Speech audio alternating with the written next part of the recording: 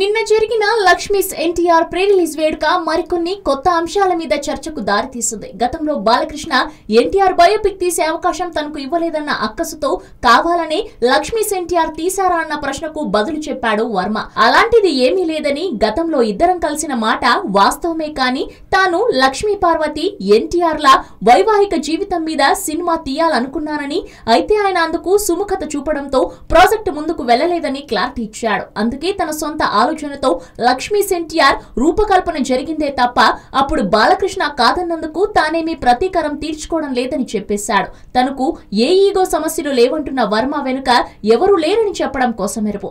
22న విడుదల కాబోతున్న లక్ష్మీస్ ఎన్టీఆర్ మీద వర్మకే కాదు, అతని అభిమానులకు కూడా చాలా అంచనాలు ఉన్నాయి. ఇప్పటిదాకా ఒక లెక్క, దీని నుంచి ఒక లెక్క అనే తరహాలో సోషల్ మీడియాలో సైతం దీని మీద పాజిటివ్ వైబ్రేషన్స్ ఉన్నాయి.